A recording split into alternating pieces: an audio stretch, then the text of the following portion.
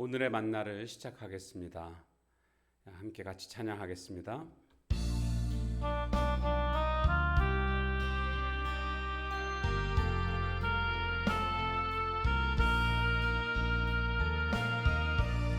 광야를 지날 때, 시험을 당할 때, 어려운 순간에 감사하라. 모든 일 통하여 선을 이루시며 승리케 하시리. 감사하라. 주 안에서 인내하라. 기뻐하고 감사하라. 주 내 방패 되사 그 선하심으로 늘 함께 하시며 지키시리.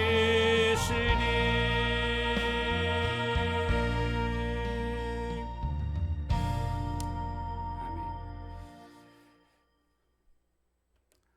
오늘 우리가 함께 볼 말씀은 전도서 11장 1절에서 10절까지 말씀입니다. 11장. 너는 내 떡을 물 위에 던져라. 여러 날 후에 도로 찾으리라. 7에게나 8에게 나눠줄지어다. 무슨 재앙이 땅에 임할는지 내가 알지 못함이니라. 구름에 비가 가득하면 땅에 쏟아지며 나무가 나무로나 북으로나 쓰러지면 그 쓰러진 곳에 그냥 있으리라. 풍세를 살펴보는 자는 파종하지 못할 것이요 구름만 바라보는 자는 거두지 못하리라. 바람의 길이 어떠함과 아이 뱀 자의 태에서 뼈가 어떻게 자라는지를 내가 알지 못함같이 만사를 성취하시는 하나님의 일을 내가 알지 못하느니라. 너는 아침에 씨를 뿌리고 저녁에도 손을 놓지 말라. 이것이 잘 됐는지 저것이 잘 됐는지 혹 둘이 다 잘 됐는지 알지 못함이니라. 빛은 실로 아름다운 것이라. 눈으로 해를 보는 것이 즐거운 일이로다. 사람이 여러 해를 살면 항상 즐거워할지로다. 그러나 캄캄한 날들이 많으리니 그 날들을 생각할지로다. 다가올 일은 다 헛되도다. 청년이여, 내 어린 때를 즐거워하며 내 청년의 날들을 마음에 기뻐하여 마음에 원하는 길들과 내 눈이 보는 대로 행하라. 그러나 하나님이 이 모든 일로 말미암아 너를 심판하실 줄 알라. 그런즉 근심이 내 마음에서 떠나게 하며 악이 내 몸에서 물러가게 하라. 어릴 때와 검은 머리 시절이 다 헛되니라. 아멘.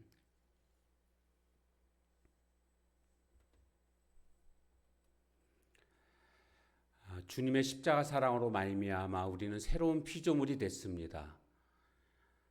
새 생명을 허락받은 오늘 우리들은 이제 어떻게 살아가야 할까요? 오늘 본문을 통해서 함께 살펴보려고 합니다. 먼저는 우리 인간의 한계를 아는 인생이 되어야 합니다. 6절 말씀에 보면 너는 아침에 씨를 뿌리고 저녁에도 손을 놓지 말라. 열심히 일하라는 겁니다. 왜 그렇습니까? 이것이 잘 될는지 저것이 잘 될는지 혹 둘이 다 잘 될는지 알지 못함이니라. 우리는 미래를 알 수가 없습니다.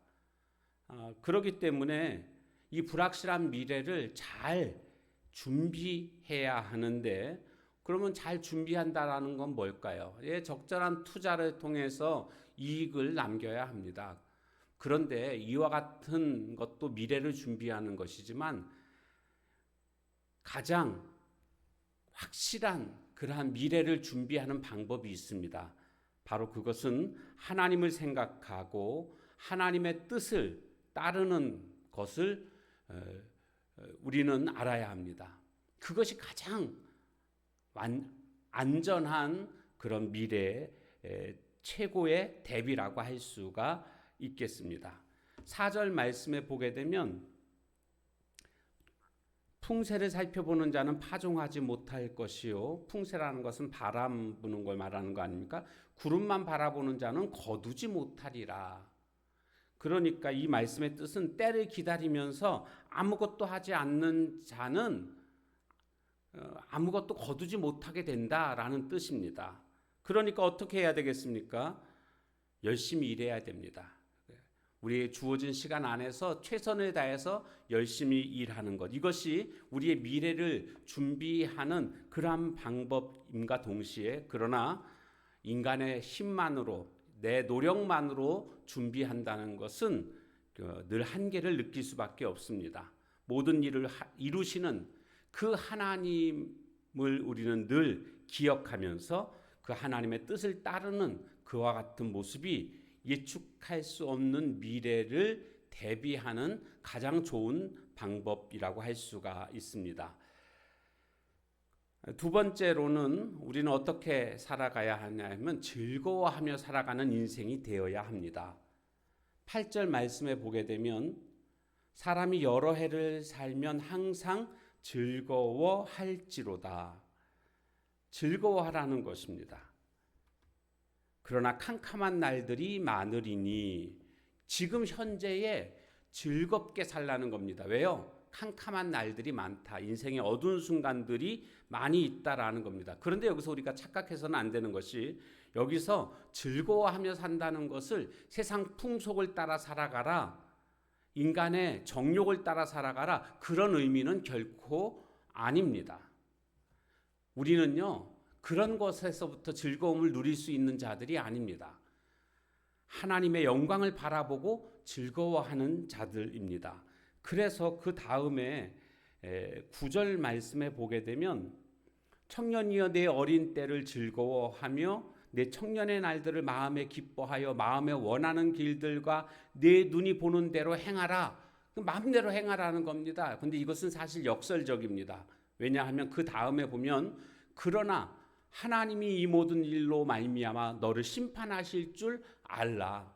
무슨 뜻입니까? 그렇게 내 원하는 대로 마음대로 살지 말라는 겁니다. 그러다가는 심판받는다라고 말씀하고 있습니다. 그래서 진정한 즐거움은 10절에 보면 그런즉 근심이 내 마음에서 떠나게 하며 악이 내 몸에서 물러가게 하라. 악이 내 몸에서 물러가게 하라. 죄짓지 말라. 거룩한 삶을 살아라. 그런 뜻이 되겠습니다. 딱 한 잔만이라는 술집이 있었습니다. 이 술집 주인은 아주 머리가 비상한 사람입니다.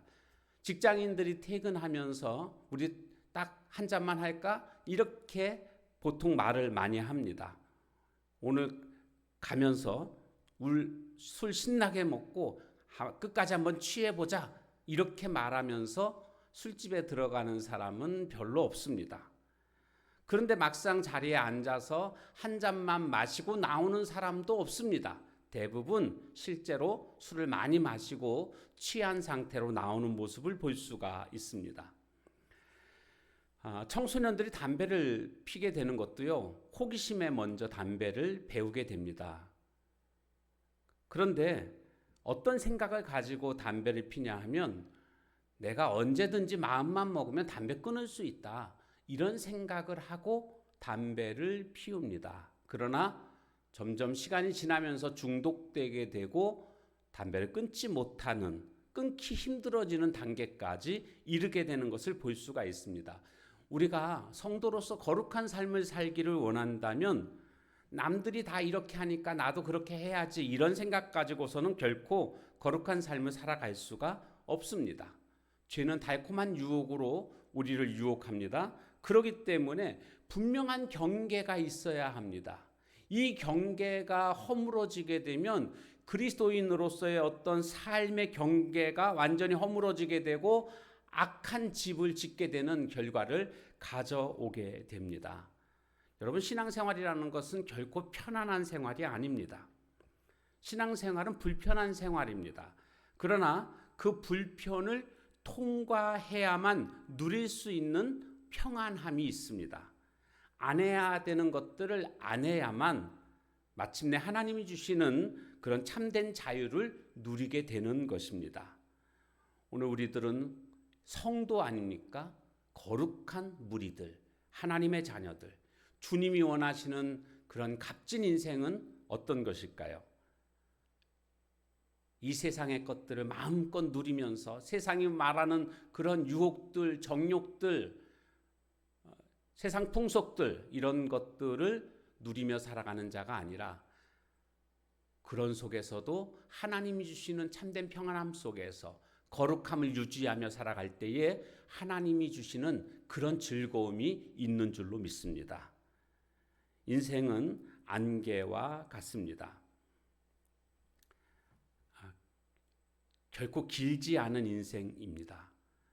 그런데 이 길지 않은 인생이 나중에 영원한 세상을 결정하게 됩니다. 짧은 인생이지만 이 인생 속에서 하나님이 원하시는 삶을 살아감으로 주님이 주시는 기쁨과 영광과 즐거움 누리는 우리 모두의 삶이 다 되시길 주님의 이름으로 축원합니다. 기도하겠습니다. 하나님, 오늘 주님이 원하시는 삶은 어떤 것인가를 생각해 보게 되었습니다. 인간의 한계를 알고 살아가는 저희들 되게 하옵소서. 그래서 모든 일을 이루시는 하나님을 생각하며 하나님의 뜻을 따르는 그것이 오늘 우리의 인간의 한계를 알고 미래를 준비하는 가장 완벽한 대비인 줄로 믿습니다. 또한 이 세상의 것들에 취해서 자신의 정욕을 위해 살고 세상의 풍속을 쫓아 살아가는 그런 인생 되지 말고 즐거워하며 살아가는 인생이 돼야 하는데, 하나님이 허락해 주신 이 즐거움은 세상에 속된 즐거움이 아니요 하나님 영광을 바라보고 즐거워하는 그와 같은 삶인 줄로 믿습니다. 주님이 우리에게 허락해 주신, 그리고 주님 안에서만 누릴 수 있는 그런 거룩함으로 참된 즐거움 가운데 거하는 우리 모두의 삶이 되게 하옵소서. 예수님의 이름으로 감사하며 간절히 기도하옵나이다. 아멘. 오늘도 주신 말씀 붙들고 기도하시고 개인의 기도 제목 가지고 기도하는 시간을 갖도록 하겠습니다.